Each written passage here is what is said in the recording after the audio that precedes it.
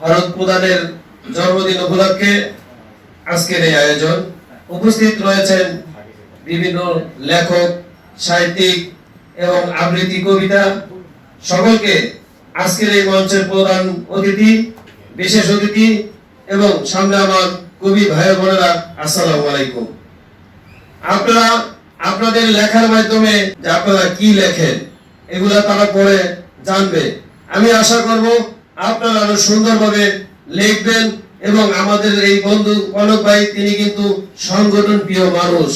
আপনারা জানেন তিনি এক মাসের ভিতরে মিনিমাম 5 থেকে 7টা প্রোগ্রাম করে থাকেন, আপনাদেরকে একত্রিত করেন এবং আপনারা যাতে আপনাদের মনের কথা বলতে পারেন, এই জন্য কিন্তু তিনি এই আয়োজন করে।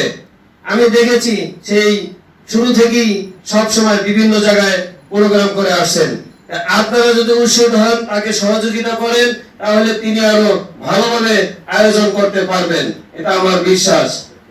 আমরাও আপনাদের মতো লেখক, তবে আমি একটু ক্রাইম টাইপ নিয়ে লিখি, যেহেতু আমি ক্রাইম রিপোর্টার। দোয়া করবেন সব সময় যেন সত্যের পক্ষে লিখতে পারি। আপনারা জানেন, যখন একজন সাংবাদিক সত্যি কথা লেখে, তখন তাকে কিন্তু হুমকি ধামকি, পাও কাইটা ফেলায়, মামলা দেওয়ার হুমকি দেয়। এরকম করে কিন্তু আসলে আপনাদের দোয়ায় আছি। আমারও বিগত সময় আমার নামে অযথা অনেক মামলা হয়েছে। ইনশাআল্লাহ সত্যের পক্ষে থাকলে কোনো কিছু হয় না। উপরওয়ালা একজন আছে, তিনি সবকিছু ফয়সালা করে দেন, তাকে আমরা বিশ্বাস করি, ঠিক কিনা? তাহলে আমাদেরকে কেউ, আমাদের কলম কেউ বন্ধ করতে পারবে না যদি আল্লাহ না চায়।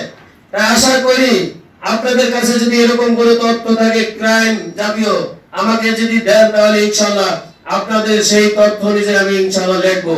আমি কাউকে ভয় পাই না, আমি একজনকে ভয় পাই, যিনি আমাদের সৃষ্টি করেছেন। তাছাড়া তার ব্যতীত কোনো কাউকে ভয় পাই না। এবং সে যদি এমপি হয়, মন্ত্রী হয়, তার যদি তথ্য আমাকে দেন, ইনশাআল্লাহ আমি এটা ওয়াদা করতে পারি, আপনাদের সহযোগিতায় অবশ্যই আমি যে পত্রিকায় কাজ করি সেই পত্রিকায় পাবলিশ করার চেষ্টা করব, এটা আমি ওয়াদা করলাম। আপনারা হয়তো অনেকে চিনেন না, জানেন না, আজকে আমাদের বন্ধু তিনি দাওয়াত দিয়ে নিয়ে আসেন, এই জন্য আপনাদের মাঝে পরিচয় হলাম এবং আমাকে কথা বলার জন্য সুযোগ করে দিয়েছে। এই জন্য তাকে আমার পক্ষ থেকে ধন্যবাদ ও শুভেচ্ছা জানাই এবং ধন্যবাদ জানাই আপনাদেরকে। আমি একটি ছোট্ট মানুষ, আপনাদের মাঝে কথা বলার জন্য আমি আনন্দিত এবং শুকরিয়া আদায় করছি আল্লাহ তাআলার কাছে, আলহামদুলিল্লাহ। তাই আপনারা আপনাদের লেখাগুলো সুন্দর করে লেখেন, প্রতিবাদী লেখা লেখেন। আমি মনে করব বর্তমান সময় এই বাংলাদেশে যে সমস্ত বিদেশি চক্র এবং বিভিন্ন ধরনের যে অপকর্ম করছে, এই বিষয়ে কিছু কবিতা আমাদের কাজী নজরুল ইসলামের মতো এরকম কিছু কবিতা লেখা আপনাদের উচিত। আমি জানি না কে কিরকম লেখেন, যেহেতু আমি করি নাই।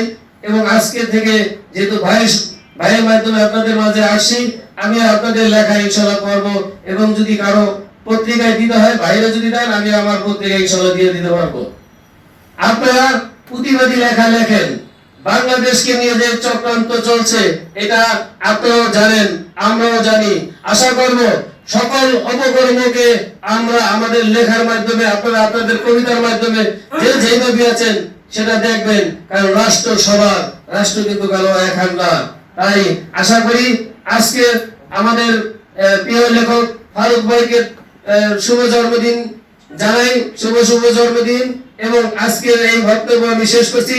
আল্লাহ হাফেজ, আবার দেখা হবে।